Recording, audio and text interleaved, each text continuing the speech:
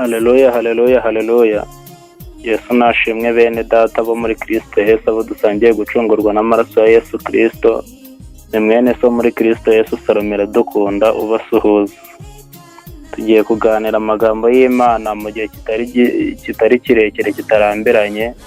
Hanyuma nitumara kuganira ijambo ry'Imana tumaze kurivugaho mu gihe gitoya, turasengera muri iri jambo tumaze kumva icyo riraba ritubwiye. Tugiye kuganira ku ijambo rifite intego ivuga ngo Yesu agira ibyo yandikira ku buzima bwacu. Muri iri jambo tugiye kuganira, uritegera amatwi, urisome neza kugira ngo nawe ugire ibyo ubwira Yesu yandikira ku buzima bwawe. Turaza kwifashisha ubutumwa bwiza bwa Yesu Kristo uko bwanditswe na Yohana. Turasoma igice cya 8, turasoma umurongo wa 6, dusimbuke dusome no 8. Ubutumwa bwiza bwa Yesu Kristo uko bwanditswe na Yohana, turasoma igice cya 8, dusoma umurongo wa 6, dusimbuke dusome no 8. Muri Bibiliya yera haranditse ngo ibyo babivugiye kumugerageza ngo babone uburyo bamurega, ariko Yesu arunama yandikisha urutoki hasi. Amen. Umurongo wa 8 uravuga ngo yongera kunama yandika hasi. Muri Bibiliya y'Igiswahili haranditse ngo nao wakasema neno hilo wakimujaribu ili wapate sababu ya kumshtaki, lakini Yesu akainama akaandika kwa kidole chake katika nchi. Kwa sura ya 8, akainama tena akaandika kwa kidole chake katika nchi. Reka tuganire kuri aya magambo mu gihe kitaza kurambirana, hanyuma numara kuyumvaho ubwire Yesu ngo gira ibyo wandikira ku buzima bwanjye. Aya magambo dusomye ni amagambo yanditswe na Yohana mu butumwa bwiza. Yohana we icyo twamuvugaho gatoya nuko yari umuyuda w'i Galilaya, akaba mwene Zakariya ndetse na nyina akitwa Salome. Hanyuma rero akaba bari umuryango ukize cyane. Yohana uyu nguyu akaba yaranditse afite intego zigiye zitandukanye. Yandika mu butumwa bwiza rero yari afite kubwira abantu intego yo kwizera ndetse no kubabwira ko Kristo bizera ari umwana w'Imana. Yandika mu nzandiko 3, inyuma yanditse intego yari ukuvuga ku rukundo, hanyuma yandika ibyahishuwe, intego kwari ukuvuga ku byiringiro. Ibyo rero nta gahanini ari byo tugiye kuvuga. Ikindi twamenya nuko umurongo mukuru muri Bibiliya uri muri ubu butumwa Yohana yanditse mu gice cya 3 ku murongo wa 16 ariho havuga ngo havuga urukundo rukomeye Imana yakunze abari mu isi byatumye itanga umwana wayo w'ikinege kugira ngo umwizera atarimbuka ahubwo ahabwe ubugingo buhoraho. Murumva rero yuko intego yari afite ahanini kumvikanisha mu butumwa bwiza ni ibijyanye no kwizera Kristo ari we mwana w'Imana. Amen. Hanyuma rero iyi nkuru dusomye ni igihe Yesu ngo yari amaze iminsi agenda yigisha abantu, bakabikunda bakamukurikira bakagenda bajya aho ari. Hari haciyemo iminsi mikeya yigishije abantu. Agiye Yerusalemu mu minsi mikuru y'ingando, abantu barishima bamubonye. Hanyuma abafarisayo hari igihe nabo begeze bapfa Yesu, batuma abasirikare kumufata. Yesu abacamo hagati arigendera. Ibyo byose turabyibuka. Haciyemo iminsi yicaza abantu basobanurira imigezi y'amazi y'ubugingo. Hanyuma bukeye Nikodemu avuga Yesu imbere y'abafarisayo, barabyumva. Hanyuma rero haciyemo iminsi aragenda ngo yigera ku musozi wa Elayono, atangira kwigisha abantu. Hanyuma ngo abantu barafashwa barishima, aricara arababwira cyane. Hanyuma abanditsi b'abafarisayo bamuzanira umugore bari bafashe asambana. Uyu mugore bari bafashe asambana ni Mariya wa wundi wogeje ibirenge bya Yesu. hanyuma rero bamaze kumumuzanira baramubwira ngo mwigisha, uyu muntu tumufasha asambana, kandi amategeko ya Mose nta kindi avuga yuko umuntu ufashwe asambana agomba guterwa amabuye kugeza apfuye. None tegeka uyu muntu tugire gute? Tumutera amabuye. Hanyuma ku murongo wa 6 aho twasomye haravuga ngo ibyo babivugiye kugira ngo bamugerageze babone uko bamurega, ariko Yesu arunama yandikisha urutoki hasi. Ndashaka ko tuvuga kuri aya magambo. No ku murongo wa 8 twasomye haranditse ngo yongera kunama yandika hasi. Yarababwiye ngo umuntu udafite icyaha namutera ibuye. Ni iki rero Yesu yari ari kwandika? Yesu yarunamye areba abafarisayo, arabareba arabitegereza kuko yari yamaze kumenya mu mitima yabo. Katubanze tuvuge amakosa abafarisayo bakoze kugira ngo tumenye natwe ibitugenza amakosa bijya bikora byibwira ngo tugiye gupfa kandi nyamara bitujyanye aho tugomba gukirira. Icyambere, ikosa rya mbere bakoze, bafashe uyu mugore bafasha asambana, aho kugira ngo bahite bamwiyicira ari bonyine, bakora ikosa rya mbere ryo kumujyana aho Yesu ari, kandi imbere ya Yesu ntabwo bahapfira, barahakirira. Haleluya, haleluya, haleluya. Imbere ya Yesu ntabwo bahapfira, ahubwo barahakirira. Rero aba bantu baribeshye, bakora ikosa rigomba gukiza uyu mubyeyi witwa Mariya. Bakora ikosa rero, bafata uyu muntu ugomba kwicwa, aho kugira ngo bamwicire bakora ikosa bamujyana imbere ya Yesu ngo bagiye kumwicira imbere ya Yesu. Hanyuma rero iryo ryari ikosa rya mbere bakoze. Ikosa rya kabiri, ntabwo bafashe uwo basambanaga ngo bamujyane, bajyanye uyu mukobwa kuko batamushaka, ahubwo umwana wabo uyu mugabo wasambanaga n'uyu mugore baramuhisha. Ko bajyanye Mariya wenyine nk'umuntu bafashe asambana, yarisambanyaga, yasambanaga wenyine. Kuki Bibiliya ntabwo itubwira ko bageze imbere ya Yesu bafite abantu babiri? Bafashe uyu mugore bari we bajyana, yarisambanyaga, nta mugabo basambanaga. Iryo ni ikosa rya kabiri bakoze, ni uguhitamo uwo bagomba kwica bagahitamo n'uwo bagomba gukiza. Iryo ni ikosa rya kabiri. Ikosa rya gatatu ni uko batari bagiye mu by'ukuri umutima ari uwo kwica uyu muntu gusa, ahubwo wari uwo kugira ngo babone uko barega Yesu, banamugerageza, bamubwira n'amagambo yo kumugerageza. Ayo makosa atatu rero bakoze yatumye mu bumana bwa Yesu yigaragaza. Haleluya. Yesu yongere yigaragaze ku buzima bwacu. Hanyuma rero areba uyu muntu bagiye kwica bazanye ngo bamwice, aravuga ngo aba bantu bakoze ikosa rikomeye, bafashe umuntu bamuzana imbere yanjye ngo ntegeke bamwice, kandi imbere yanjye umuntu wahageze arakira, ntabwo imbere yanjye baza kwapfira ahubwo barahakirira. Tujya tubiririmba tukavanga imbere yawe Mana niho mbonera amahoro, tukavanga ibyari imisozi ubihindura amataba, nkagubwa neza nkaguhimbaza Mukiza. Rero aravuga ngo aba bantu bakoze ikosa rikomeye, bibagiwe yuko njyewe ndi Umukiza, bibagiwe yuko ejo bundi nahageje abantu 5,000, bibagiwe yuko hashize iminsi mike nkoze igitangaza nkagendesha amaguru hejuru y'amazi, bibagije yuko mu minsi itambutse nari ndi kuvuga yuko ari njye nzira n'ukuri n'ubugingo, ntawe ujya kwa Data ntamujyanye. Bavuga yuko bibagirwa yuko umuntu wese ugeze iwanjye akira, bibagirwa yuko nari imaze iminsi mike yankijije umuntu wari urwaye imyaka 38. Baribagirwa, barangije baravuga ngo uyu muntu baramuzanye ngo njyewe ntegeke bamutera amabuye, imbere yanjye batahapfira bahakirira. Arangije aravuga ngo iryo ni ikosa rya mbere bakoze.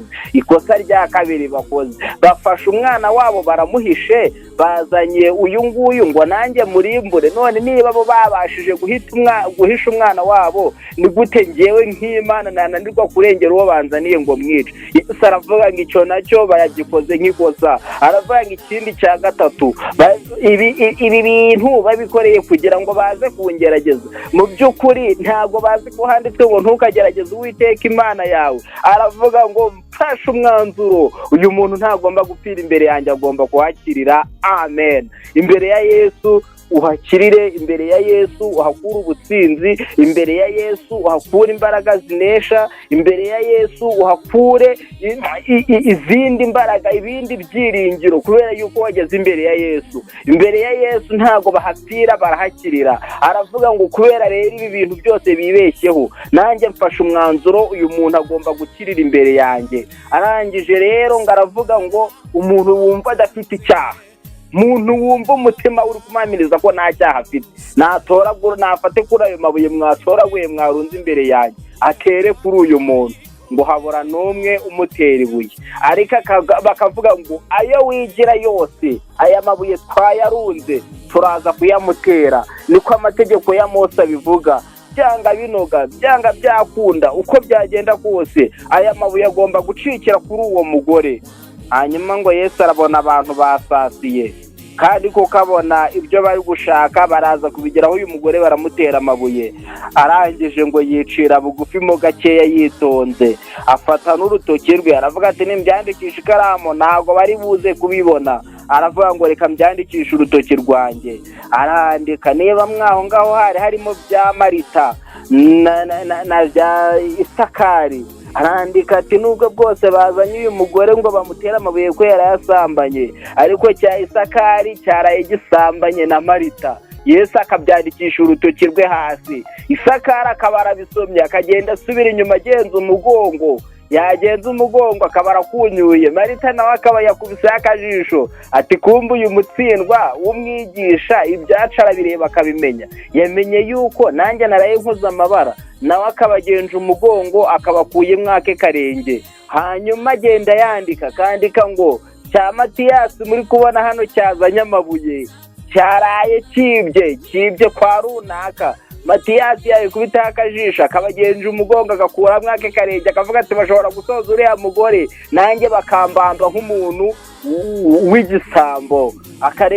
Akareba mu runaka akandika ibintu yakoze. Ndagenda yandika uko ari kwandika buri wese ngo yibona mu byo ari kwandika kunyura agenda. Ikintu nshimira Yesu cya mbere nuko yafashe umwanzuro wo gukiza uyu mugore. Ikindi cya kabiri nuko ibiduhiga byose bizi inyandiko ya Kristo. Haleluya haleluya. Ntugire ubwoba ku buzima bwawe hari ibintu byizamuye. Hari abarunze amabuye kugira ngo bayagutere. Wowe ikintu usabwa ni kimwe gusa nukwemera intege nke zawe ukemera ko Yesu akurengera kwizera ko ari umwana w'Imana kuko kumwizera byonyine nawe ubwawe bita biguhesha ubushobozi bwo kuba umwana w'Imana. Hanyuma abantu bizeye yuko Kristo ari umwana w'Imana bagenda mu nzira zitunganye. Abo ntibaba bakitwarwa n'amategeko ntibaba bakibyarwa n'ibyuyo mubiri ahubwo baba bamaze guhinduka icyaremwe gishya maze ibya kera bikaba bishize bikaba bitakibagenga ahubwo bakaba buzuye umwuka wera w'imbaraga nyinshi wawo ndutakisha nga badata.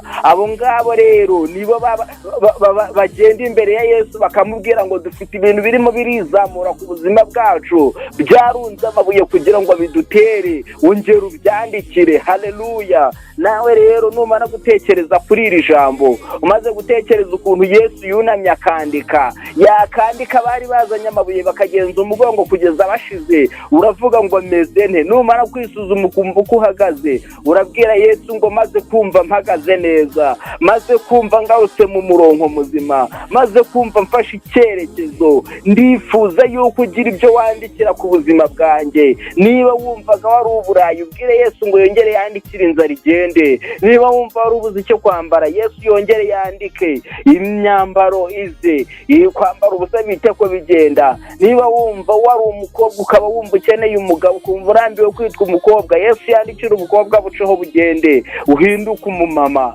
Niba wumva urambiwe ubusore Yesu yandikira ubusore buceho bugende uhinduka umugabo ushimwa na Kristo wo guhamya ibya Kristo. Icyambere rero bidusaba nukubanza ugahagarara neza ugashikama. Wamara gushikama ukavuga ngo Yesu ni umwami n'umukiza w'ubugingo bwanjye ndamwizeye ndamwiringiye. Hanyuma maze kumwizera maze kumwiringira maze kumva mfite umwanya wa mbere mu bugingo bwanjye nanjye mfashe umwanzuro ndashikamye ndahagaze neza Yesu ateyemo izindi mbaraga. Hanyuma ukavuga ngo imbere ya Yesu ntago bahapfira barahakirira. Nubwo hari ibintu bishaka kunterera amabuye imbere ya Kristo Yesu yongera byandikire.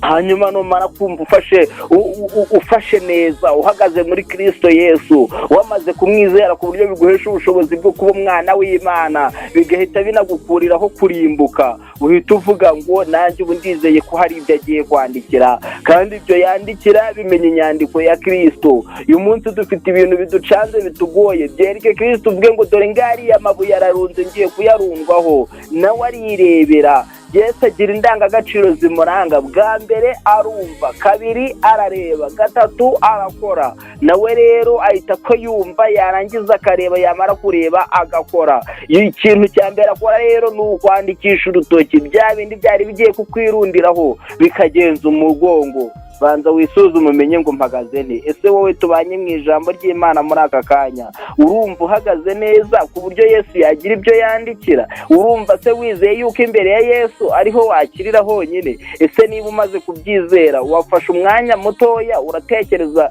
ibintu birunze ku buzima bwawe Yesu akwiye kwandikira? Hanyuma rero niba wumva wamaze kubitekerezaho, ukaba wumva wamaze gutekereza ibintu Yesu akwiye kwandikira bikava ku buzima bwawe, ukaba wumva kandi muri aka kanya uzafatanya n'abera bose gushima, tukavuga ngo Yesu hari ibintu yandikiye ku buzima bwanjye biragenda, none ubu ndimo ndasimbagurizwa n'ibyishimo, ndavuga kugira neza kw'iyo Mana. Mariya ngo yaje kubitekereza, atekereje ukuntu Yesu yamurinze kurundwaho amabuye, hangije ngo yinjira bucece, afata amavuta yari afite igiciro gikomeye, amafaranga yari yarasambanishije yaguzemo amavuta y'igiciro cyinshi gikomeye, arayazana ngo ayasuka ku birenge bya Yesu, arangije ngo amwogesha umusatsi we, ngo akajya ashyiraho n'amarira yo kogesha umusatsi we. Yari yibutse ibintu yamukoreye, yari yibutse ko yamurinze urupfu. Nawe ukavuga ati Yesu namara kugira ibyo yandikira ngakirira imbere ye, nzagaruka mushime. Tugiye gufatanya dusenga iri sengesho, tuvuge ngo Mwami Imana turagushimiye kubera yuko hari ibyo ugiye kwandikira ku buzima bwacu, kandi ndazi neza yuko nubikora wizeye Yesu ari bugire ibyo yandikira, kandi nagira ibyo yandikira ntuziyumanganye, uzaze dufatanye tumushime. Iri jambo nirihira imitima yacu mu izina rya Yesu Kristo, amen. Mwami Imana yacu turagushimiye, turaguhimbaje. Haleluya. Twumvise ijambo ryawe ry'ukuntu hari ibyo wandikiye, hari abantu wandikiye bari bahagurutse bashaka kukugerageza ngo barebe ko wanzura kwica umuntu, hanyuma bibagirwa yuko imbere yawe bahakirira batahapfira, barangije baribeshya, ntibamenya yuko bari baje gukirira, bari bazanye uyu muntu gukirira imbere yawe. Birangira wanditse hasi, abamuregaga bose baragenda, nuko arakira. Natwe dufite byinshi ku buzima bwacu byizamuye dukeneye kuwandikira, wongera ubyandikire kandi biragushobokeye, kandi iyo wanditse bisoma inyandiko yawe. Urakoze rero ko hari ibyo wandikiye ku buzima bwacu, urakoze ko hari ibyo wandikiye ku buzima bw'abakobwa, hari ibyo wandikiye ku buzima bw'abasore, hari ibyo wandikiye ku buzima bw'abapapa ndetse n'abamama. Izina ryawe nirihabwe icyubahiro.